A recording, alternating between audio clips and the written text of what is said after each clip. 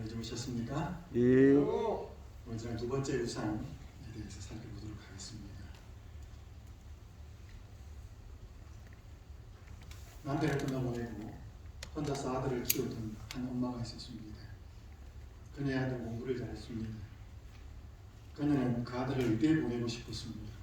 그런데 잘 되질 않았습니다. 아들이 삼수를 한 후에 의대에 가게 되었습니다. 그 엄마는 아들의 고등학교 3년, 재수 2년, 5년 동안을 매일 새벽에 일어나서 하루도 빠짐없이 천배를 했습니다. 5년 동안 매일 천배를 아들을 의대에 보내기 위해서.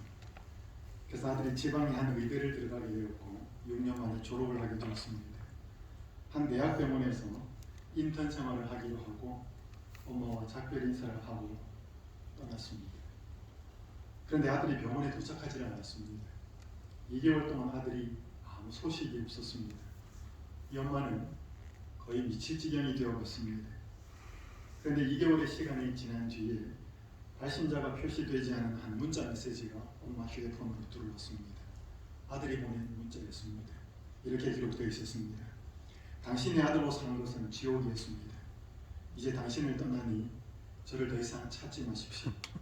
찾는다면 또 떠날 것이니 저를 제발 괴롭히지 말아주십시오. 그럼 이 엄마가 5년 동안 매일 천배를 드리면서 그렇게 지극정성으로 아들을 의대에 보내기 위해서 애를 썼습니다. 역시 아들이 원했던 걸까요? 엄마가 원했던 걸까요? 엄마가 원했던 것 같은. 우리의 마음속에 중요하게 우상으로 자리 잡고 있는 또 하나의 대상은 자식입니다. 이 하버드 대학, 미국의 보스턴에 가면 하버드 대학에 존 하버드라고 하는 동상이 있습니다. 이 존 하버드는 하버드 대학교의 설립자는 아닙니다. 죽기 전에 전 재산과 많은 책들을 학교에 기증했기 때문에 기증한 청교도 목사였는데 후에 그의 이름을 따서 이 대학이 하버드 대학으로 바뀌었습니다. 사진에 보시면 이 존 하버드 동상의 왼쪽 발이 빛이 발에 있습니다. 왜냐하면 그들은 전설을 하나 믿고 있습니다. 이 하버드 대학에 가서 이 존 하버드의 동상의 왼쪽 발을 만지면 본인이나 자녀가 하버드 대학에 입학한다는 말이 있어서 여기 온 사람들은 전부 다 가서 이 발을 만집니다. 저도 가봤어요. 저도 가봤는데 저는 발을 만지지 않았습니다. 재미있는 전해지는 그런 전설 아닌 전설입니다. 여기 대한민국 부모라고 하는 한 책에 이렇게 기록합니다. 대한민국 부모들이 불안한 것은 의사소통 기술을 잘 활용하지 못해서가 아니라 사실은 사회적 성공 말고는 자녀에게 물려줄 가치라는 것이 아예 없기 때문인지도 모른다. 우리 이 자리에 계신 부모님들도 계시고 또 결혼 안 하고 아직 청년으로 계시는 분도 계실 텐데요. 본인의 후의 이야기가 될 수도 있습니다. 여러분들이 눈에 넣어도 아프지 않을 자녀들을 키우면서 무엇을 가장 많이 강조하셨습니까? 양육하시면서 어떤 부분에 가장 중점을 두고 어떻게 그 자녀들이 성장해 주기를 바라면서 가장 많은 또 가장 핵심적인 말들을 하셨습니까? 많은 사람들이 겉으로 그렇게 말은 하지 않지만 수많은 대한민국 부모들이 자녀의 성공을 위한 말들을 한다는 것입니다. 그 중에 하나가 공부고 뭐 듣고. 그런데 그렇게 할 수밖에 없는 이유가 뭐예요? 자기가 생각하고 할 때, 자기가 인생을 볼 때 성공 말고는, 사회적인 성공 말고는 뭔가 더 뚜렷하고 중요한 가치를 갖고 있지 않기 때문에 그게 제일 중요하니까 그걸 제일 많이 이야기한다는 것입니다. 그로 인해서 많은 관계가, 부모 자식 간의 관계가 망가지기도 하죠. 성경에도 그런 인물이 있었습니다. 마태복음 20장 20절과 21절에 이렇게 기록합니다. 그때에 세베대 아들의 어머니가 그 아들들을 데리고 예수께 와서 절하며 무엇을 구하니 예수께서 이르시되 무엇을 원하느냐 이르되 나의 이 두 아들을 주의 나라에서 하나는 주의 우편에 하나는 주의 좌편에 앉게 명하소서.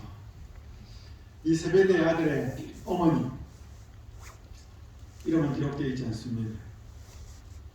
그녀의 삶을 시대 소망에는 이렇게 기록합니다. 그들의 어머니도 그리스도의 추종자였으며 물질로서 아낌없이 그리스도를 받들었다. 아들들에 대한 어머니의 사랑과 욕심은 새 나라에서 가장 영광스러운 지위에 자신의 아들들을 올려놓으려는 탐심을 품게 하였다.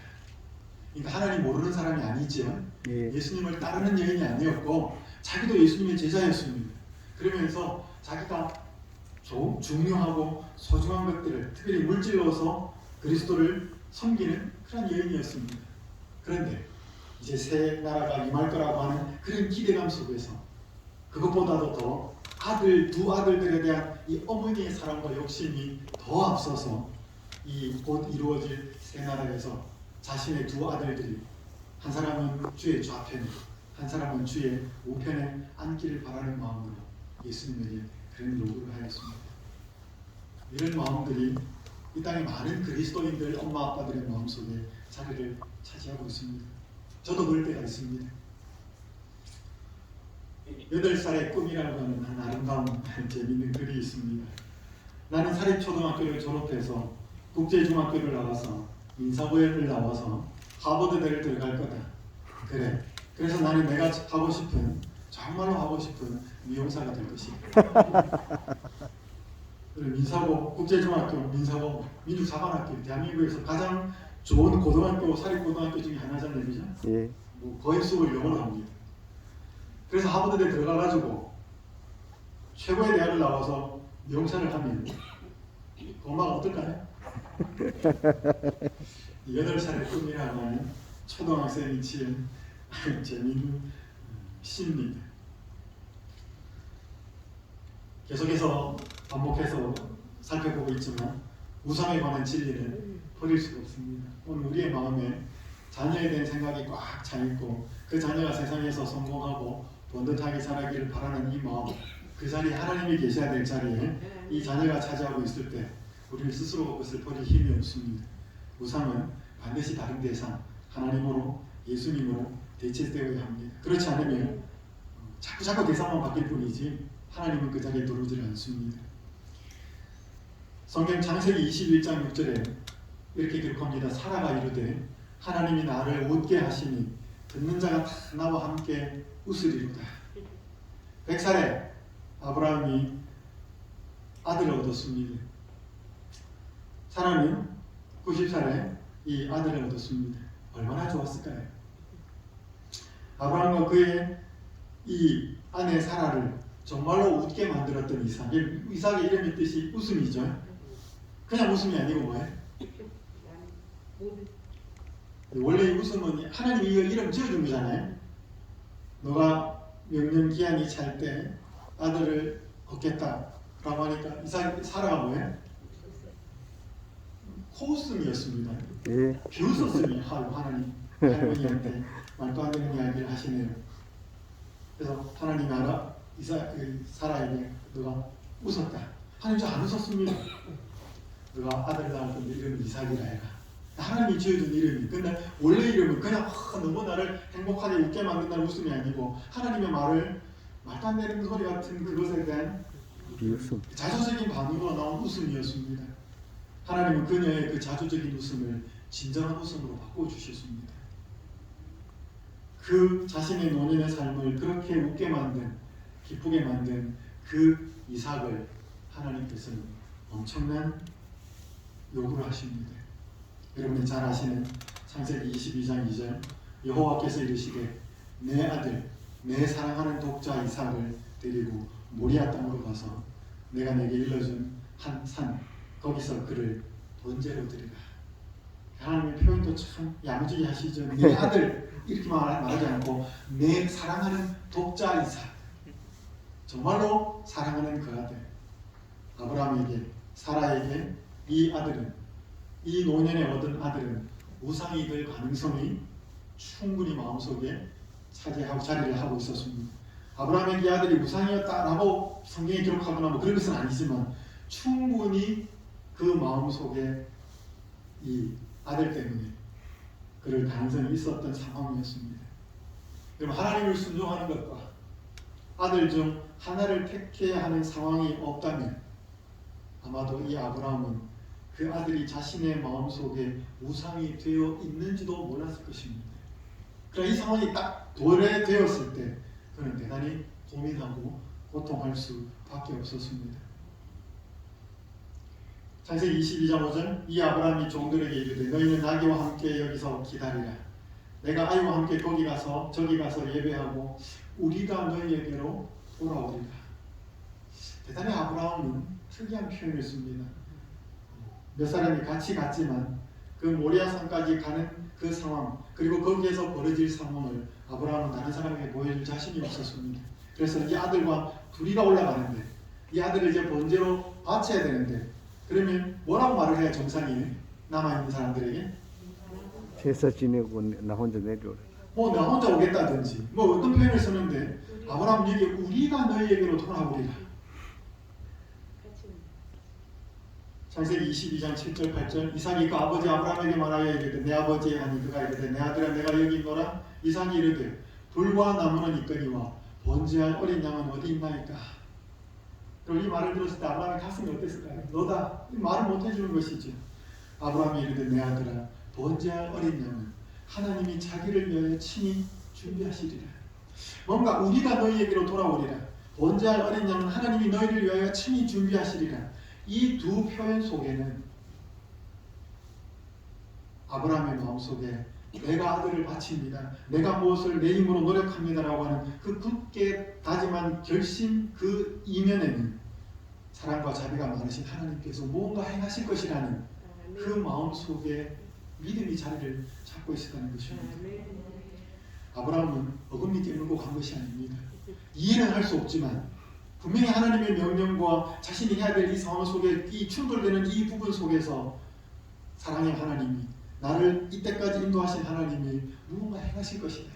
그의 마음속에 그것이 점점 강해졌습니다. 그럼에도 불구하고 아담은 대단히 고통스러울 수밖에 없었습니다.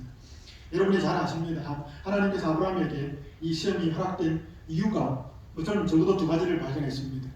첫 번째는 요한복음 8장 56절 너희 조상 아브라함은 나의 때 볼 것을 즐거워하다가 보고 기뻐하였느니라. 나의 때 너희 조상 아브라함은 나의 때 볼 것을 즐거워하다가 보고 기뻐하였느니라. 당시 유대인들과 요한복음 8장에서 논쟁을 할 때에 그들은 아브라함의 조상인 것을 대단히 강조했습니다. 혈통적인 자손인 것에 대해서. 그러나 그들이 믿음을 소유하고 아브라함의 어떤 그런 믿음을 함께 나누어 받지 않으면 혈통의 이 계보라고 하는 것은 아무 의미가 없다라고 말하면서 아브라함이 어떤 믿음을 가졌는지 이야기하면서 예수님께서는 아브라함이 나의 때 볼 것을 즐거워하다가 보고 기뻐하였다. 여러분 이 나의 때는 예수님의 때잖아요. 그럼 아브라함이 예수님의 때를 보았습니까? 예수님의 표현으로 하면 아브라함이 나의 때 이 말씀을 하신 직접 합법의 말씀은 예수님이거든요. 그러니까 아브라함이 나의 때를 보았다. 볼 것을 보고 즐거워했다. 기뻐했다. 라고 말씀하시는데 이 때가 뭘까요? 여러분 요한복음에는 때라는 단어가 대단히 많이 나옵니다. 한 번에 예수님이 가나의 혼인잔치에 가셨습니다. 포도즙이 떨어졌어요. 이 마리아가 오랜만에 만난 이 아들 뭔가 좀 달라졌고 주위에는 일단 이 무리들 제자들이 있는 것을 보면서 이 마리아도 아들에 대한 욕심이 뭔가 좀 이 자리에서 뭔가 좀 해주기를 바라는 그 욕심이 엄마의 마음에 자리를 잡았습니다. 마침 포도즙이 떨어졌어요. 예수님께서 말씀합니다. 포도즙이 떨어졌다. 여러분 그때 예수님이 뭐라고 그래요? 아직 내 때가 여자요. 그 나이라고 하는 건 여자요. 아직 나의 때가 되지 않았습니다. 이게 뭐 뜬금없는 말이에요. 나의 때. 여러분 그 때하고 이 때하고 똑같은 때예요. 요한복음에 이 처음부터 이 계속 타고 흐르는 중요한 하나의 때를 예수님은 계속 말씀하십니다.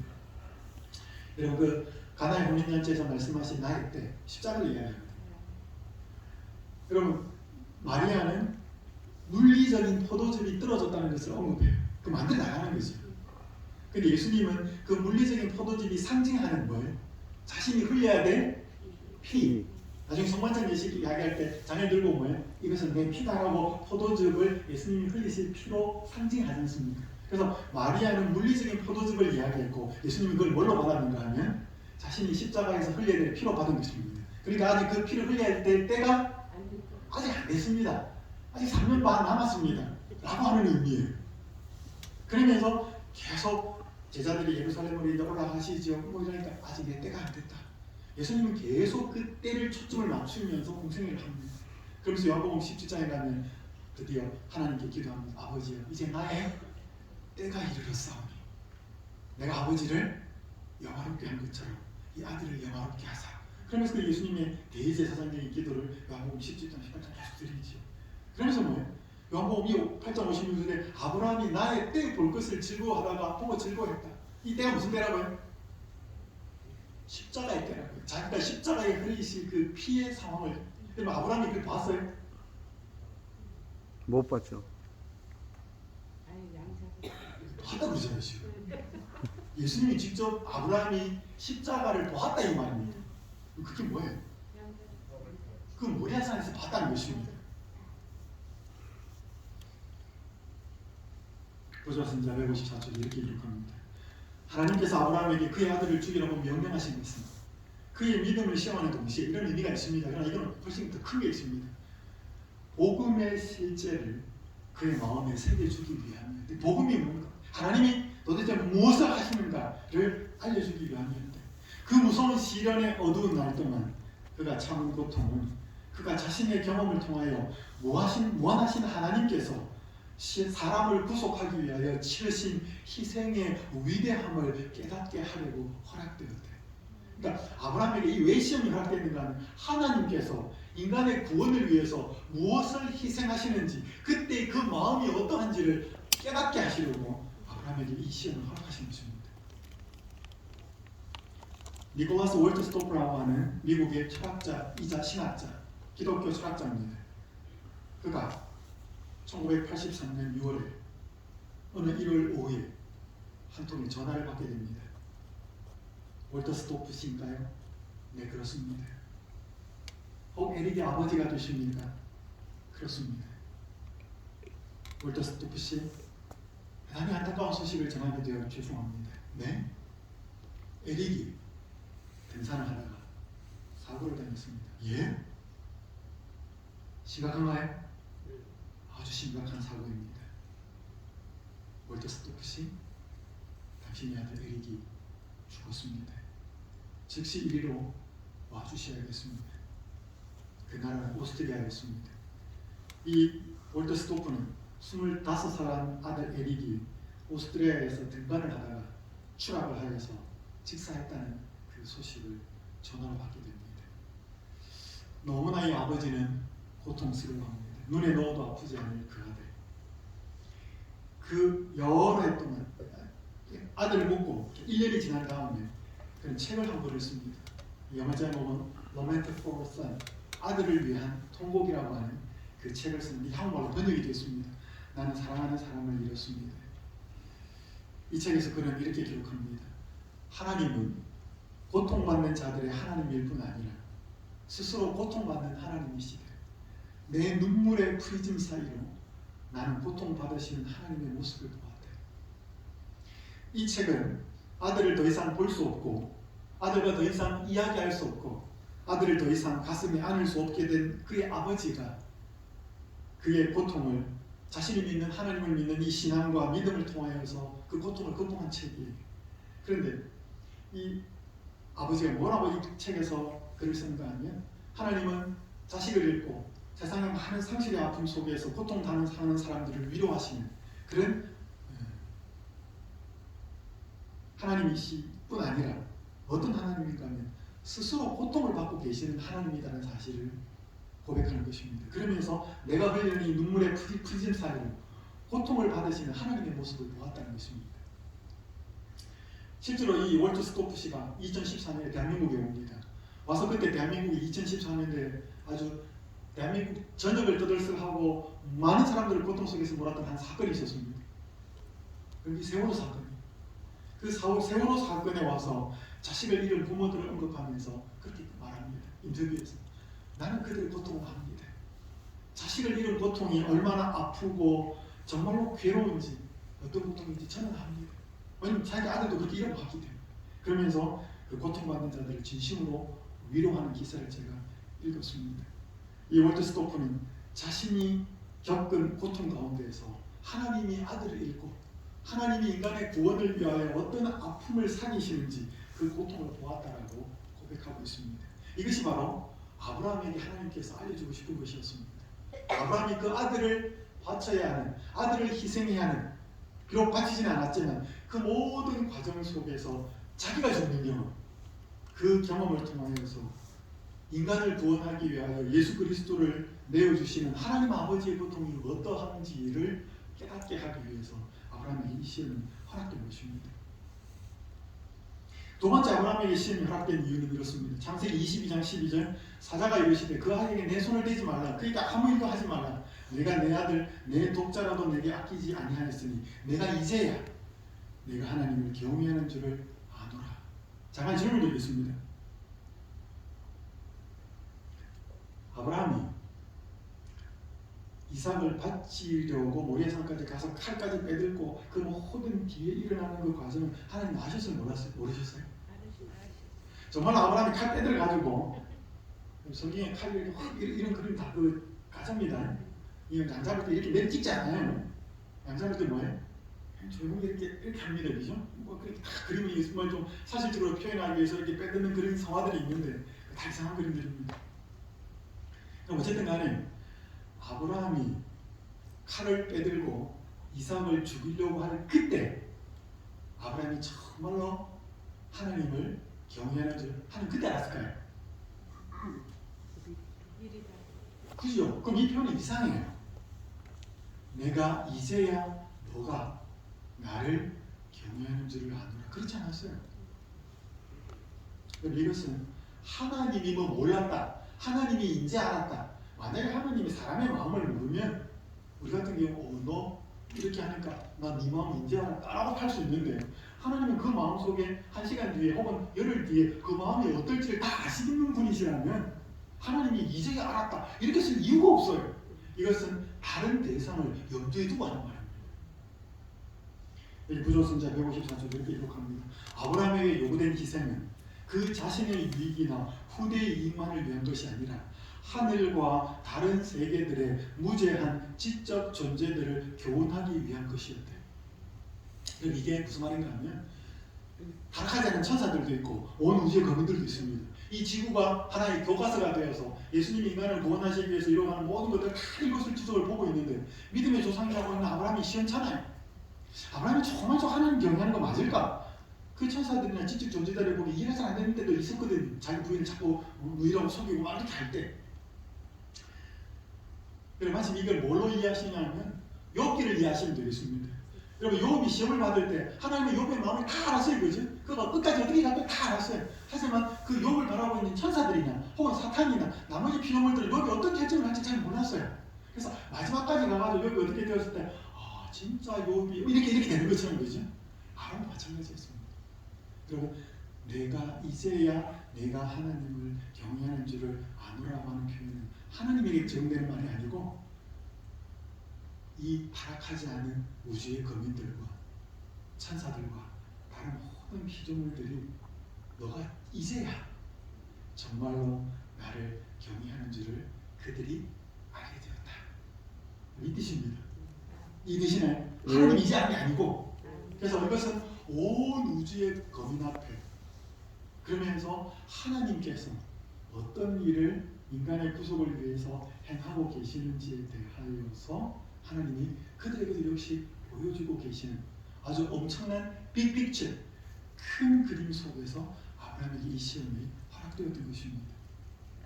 그러니까 이 말은 다른 말로 표현하면요.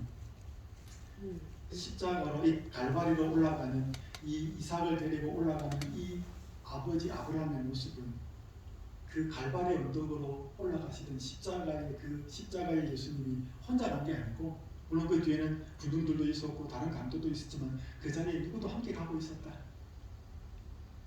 하나님 아버지도 그 갈바리 언덕에 올라서 아들과 함께 가고 있었다는 사실을 아브라함에게 온 우주 앞에 보여준 것입니다.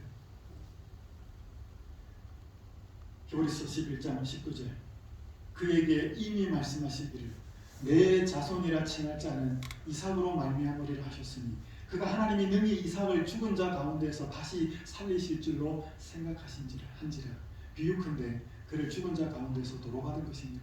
하나님이 계속해서 아브라함에게 약속하신 것은 내 아들 이삭을 통하여서 내 후손이 바다의 모래같이 하늘의 별과 같이 많겠다. 그 약속을 여러 번 하셨기 때문에 만약 이 아들이 죽으면 어떻게 돼? 다시 살리. 하나님 다시 살려놓을 것이다.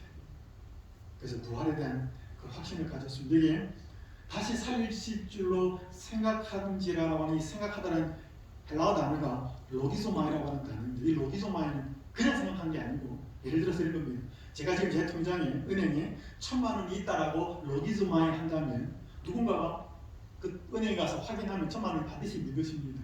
이 로기소마이는 그냥 생각한다는 것이 아니라 대단히 큰 확신 그 속에서 생각하는 것입니다. 반드시 죽으면 이 아들이 죽으면 하나님께서 살려놓으실 것이라고 하는 확신 속에서 데리고 간 것입니다. 그렇기 때문에 그의 표현 속에서 나머지 있는 사람들한테 우리가 같이 하나님이 뭔가 번제할 어린 양을 준비하실 것이라고 하는 그 믿음을 통하여 아브라함은 그 일을 하신 것이죠.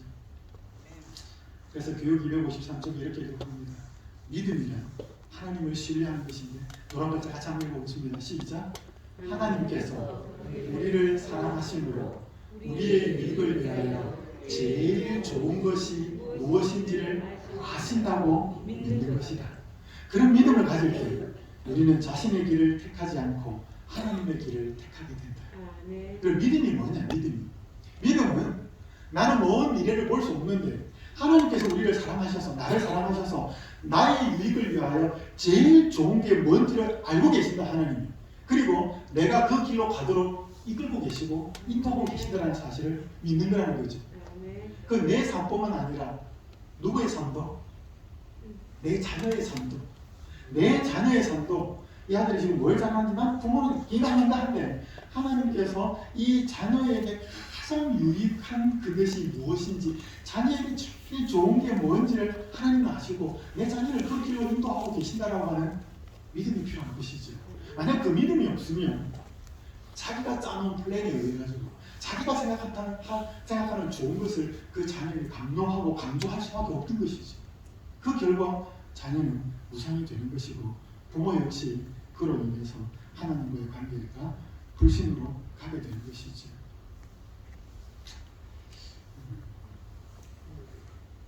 이해령. 저는 이번 스토리를 좀 알게 되면서 가끔 새벽 때 소개를 합니다. 중앙에 있는 분이 대한민국 대표적인 지성인 중에 한 분인 여령 박사입니다. 이 사진의 왼편에 있는 여성이 이민아 씨라고 딸인데 돌아가서 죽었습니다. 2012년에 세상을 떠났는데 이 여령 씨는 어릴 때부터 스트레스가 되게 많았어요. 무슨 스트레스였는가 하면 아버지가 너무 유명한 사람이어가지고 늘 스트레스였습니다. 학교 가면 이혜령 씨 딸이시 이 말이 아무 스트레스였습니다. 너무 유명하고 바빴던 아버지 때문에 아버지의 사랑을 못 받고서 집에 딱 들어오는데 아빠 하고 들어오는데 엄마가 아빠 그럴 쓰시야 이러면 뭐예요? 전혀 이 아빠하고 소통이 안 되는.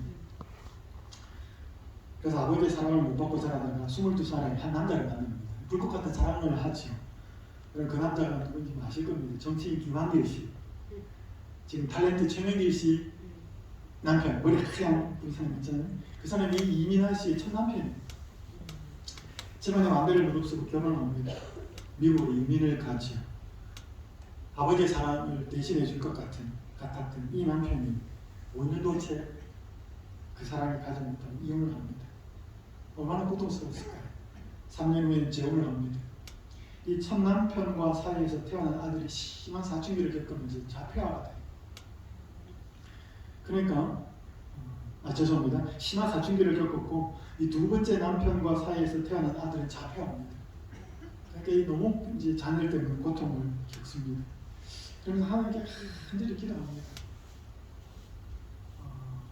그런데 마음으로 기도할 때 귀로 들리는 게 아니고 마음으로 들리는 하나님의 음성을 듣습니다. 그 아들이 그렇게 된 것은 상처가 많았을 겁니다. 내가 그동안 엄마로서 잘 해주지 못해서 아들이 그렇게 상처를 받아서 그러니 무조건적인 사랑을 주라. 무조건적으로 사랑해라. 그런 마음의 소리가 들려요. 그러면 이 속썩이는 아들을 무조건 사랑하는 것이 쉽겠습니까? 그는 그때부터 하나님께 매달리기 시작합니다. 그래서 이 미국에서 이 밤새도록 아들을 위해서 기도하고 고민하다가 어떻게 할 수 없어서 교회 가서 기도해야 되겠다고 새벽에 차를 몰고 교회를 가면 교회 주차장에 문이 막혀 있어요. 그럼 차 앞에 그 주차장 앞에 세워놓고 기다립니다. 그 교회 집사님이 와서 문을 열 때까지. 그러면 그 교회 집사님이 와서 문을 열면서 우리 자매님 정말 하나님 사랑하시는가 봐요.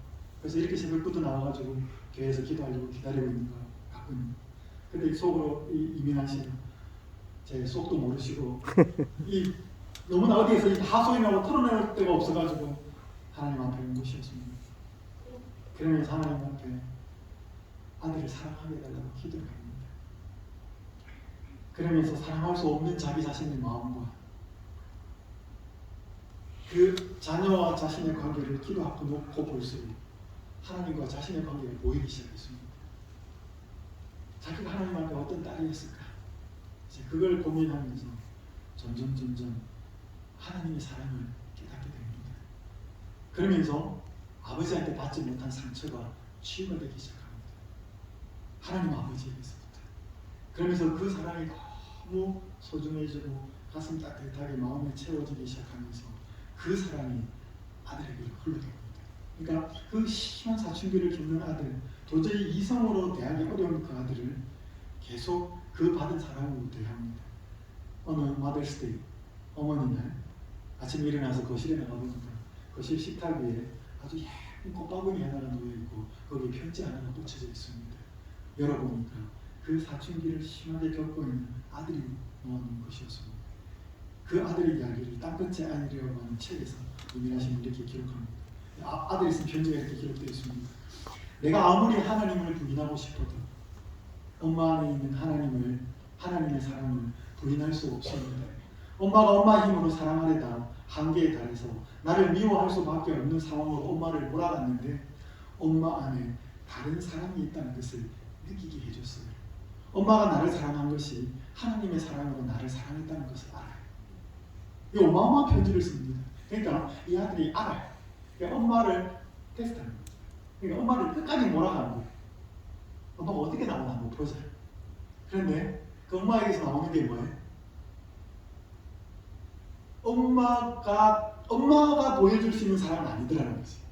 그래서 그 속에서 뭔가 다른 사람이 자기를 대하더라는 것입니다. 그걸 본 거예요. 그래서 이 아들이 변합니다. 완전히 180도로 달라지는데 이 아들이 교통사고로 죽어요. 그러니까 이 엄마가 완전히 미칩니다. 그래서 나중에 이 여자가 이민환 씨가 미국에서 변호사였는데 나중에는 자기 이 상황이 되었을 때 다 내려놓고 신학 공부를 하고 목사가 됩니다.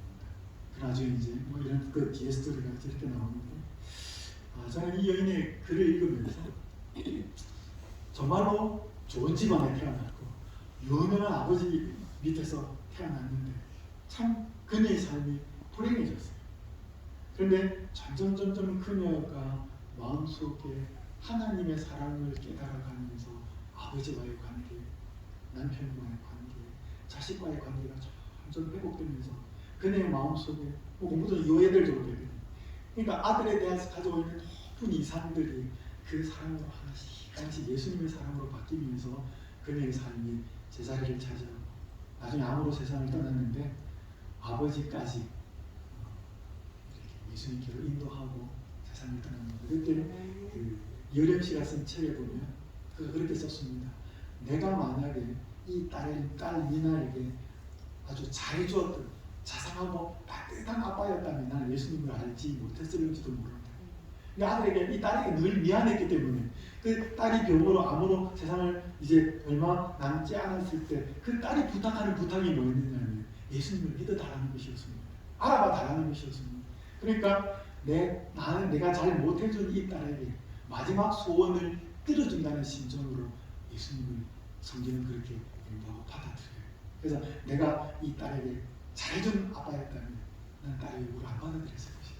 근데 딸에게 내가 미안했고 너무나 그런 마음이 있었기 때문에 그래서 이 딸이 마지막으로 가면서 나에게 나는 좀 최고의 선물은 예수님이었다라고 그 축복합니다. 아멘. 오늘 우리의 마음속에 이 자녀는 축복이면서도 아주 시험의 대상일 때가 많습니다. 여기 게리 토마스라고 하는 가정사역의 전문가인 이 게리 토마스가 부모학교라고 하는 책에서 이런 글을 썼습니다. 우리는 자녀의 양육을 하나님이 우리 아이들을 기르심과 동시에 부모인 우리들을 깨끗하게 하시는 과정으로 보아야 한다. 그러니까 하나님이 왜 이러면 짐승은 태어나면 소 태어나면 얼마나 걸어요? 뒤뚱뒤뚱 하나 얼마든지 걷잖아요. 근데 왜 사람은 1년 동안 걸음마도 못하고 왜 사람은 20년, 30년 그렇게 오랜 시간 키워야 돼요? 한 몇 년 안에 똑같 크게 만들어 주시지. 하나님께서 그 자녀에게 많은 손길이 가도록 그 자녀를 양육하는 그 시스템을 그렇게 프로세스를 만들어 놓은 것은 자녀를 키우는 과정을 통해서 하나님 아버지가 우리를 어떻게 키우시는지 양육하시는지 그 프로세스를 알게 하기 위해서 그렇게 했다고 기록하고 있습니다. 자녀 양육을 통해 우리는 여태 있는지조차 몰랐던 영적인 죄들을 대면하게 되고 장점인 줄만 알았던 자기 내면의 약점을 지적받는다. 대형차가 쑥쑥 지나다닐 만큼 커다란 구멍이 자녀 양육 과정에서 드러난다. 그래서 한 여성은 뭐라고 표현했는가 하면 엄마가 되어보니까 성자가 자기 속에 있고 악마가 자기 속에 있다는 사실을 알게 돼요. 이 자녀를 안 낳아서 키워봤으면 모를 텐데 자녀에게 어떤 희생이라도 하면서 줄 것 같을 때는 성자가 내 마음속에 들어와 있는 것 같은데 어떤 날 열받아가지고 한번 퍼먹을 때는 내 속에 악마가 있다는 사실을 깨닫게 하십니다. 이 동시에 다 보여지게 하는 것입니다. 그러면서 이 게리 토마스는 이렇게 말합니다.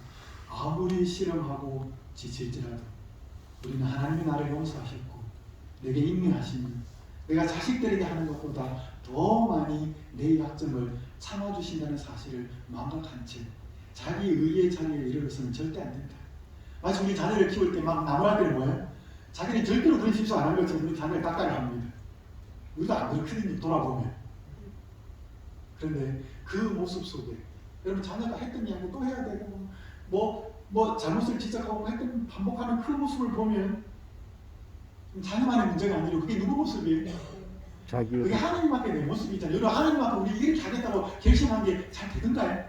잘 안 됩니다. 그러니까 우리가 그 자녀의 모습을 통해서 때때로 참아야 되고 힘들어하는 그 모습이 하나님 아버지가 우리를 인내하고 계시는 모습이라고 하는 사실을 보여주는 것이죠. 우리의 자식을 인내하게 하는 것보다 그분은 몇 배나 더 오래 우리를 인내하십니다. 우리는 자녀 양육의 가장 피곤한 면들을 오히려 우리를 참아주시는 하나님께 감사하는 계기로 삼을 필요가 있다. 그래서 자녀를 키우면서 누구를 보라고요? 하나님이 나를 이렇게 참고 계시겠구나. 하나님께서 나를 이렇게 대하고 계시겠구나. 하나님께서 이렇게 아파하시겠구나. 라고 하는 과정으로 이해를 해야 한다는 거예요. 왜? 하나님께서 나의 이 골치 아픈 이 아들, 딸을 키우는 과정을 통해서 때때로 기쁨도 있고 때때로 눈물도 짓는 이 과정을 통하여서 나를 키워가시고 나를 빚어가시고 나를 성숙시켜가시는 과정으로 사는 이 기간을 사용하신다고 하는 사실이죠. 그래서 오늘 우리가 자녀가 잘하든 못하든 내 소중한 대상이기 때문에 그 자녀가 어느 순간부터 내 시간과 내 애정의 많은 부분을 빼앗아가고 차지하고 있기 때문에 우리는 자기도 모르게 내 마음속에 그 자녀가 하나의 귀한 우상으로 하나님으로 자리를 차지하게 되는 것이죠. 그래서 자녀가 원하는 모든 것을 우리가 해주고 싶은 마음이 들지만 그때로 하나님과의 대척되는 반대되는 그 자리에 자식이 있었을 때 우리는 하나님보다 자녀를 먼저 택하게 될 수도 있다는 것이죠. 아브라함은 그 상황 속에서 하나님의 자신을 인도하시는 그 하나님을 올바로 믿는 참 믿음에서 그 사실을 극복하는 것이죠. 그래서 아브라함은 많은 인생의 변곡점이 있었지만 그가 100살이 겪었던 이 모리아 산으로 이삭을 데리고 간 이 경험을 통해서 또 다른 하나님과의 완전한 관계 속으로 들어가게 된 것이죠. 오늘 우상은 버릴 수 없고 우상은 뭐 할 수 있다? 뭐 해야 된다? 대체되어야 된다. 그 자리에 하나님이 있게 되어서 그래서 계속 살펴봅니다. 우리가 변한다는 것은 뭐가 변한다는 것이다? 사랑이 변하는 것이다. 그래서 우리는 자녀를 분명히 사랑해야 되지만 하나님이 중심이 되었을 때 그 자녀를 사랑하는 그 사랑이 바뀐다는 것입니다.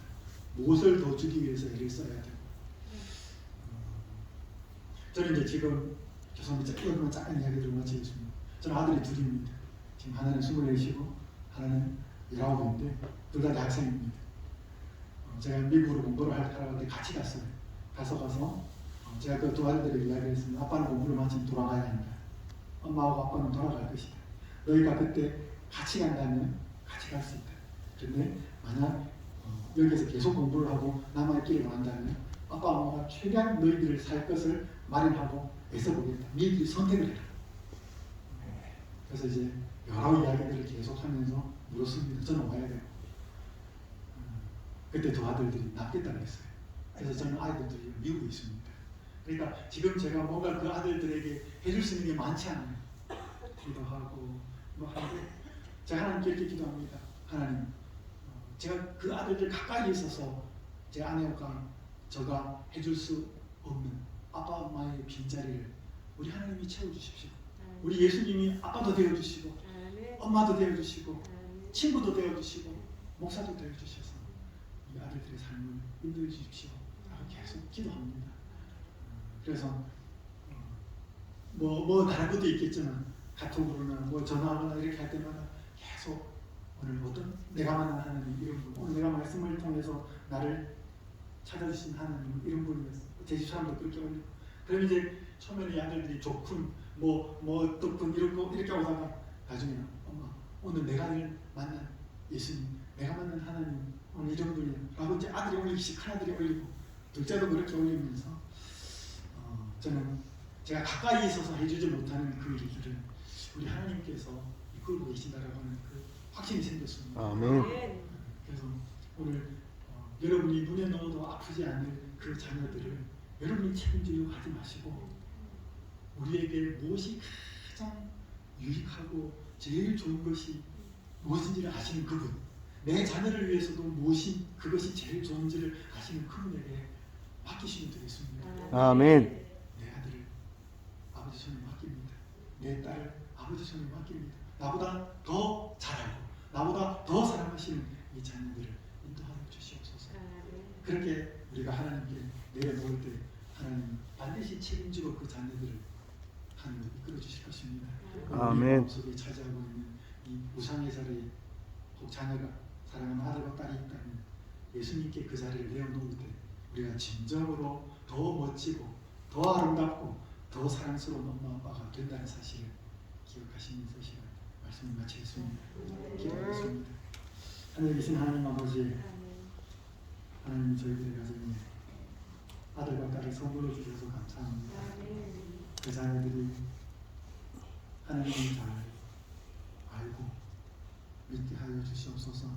혹 이 자리에 계신 분들 중에서 자녀로 인해서 아파하고 힘들어하는 분들이 계시다면 하나님 위로하여 주옵시고 그 자녀의 아픈 경험 또 자녀를 대할 때 아팠던 경험들을 통하여서 하나님 아버지가 우리를 어떻게 대하셨고 하나님 아버지의 사랑과 인내가 어떠했는지 깨달은 축복을 허락하여 주시옵소서.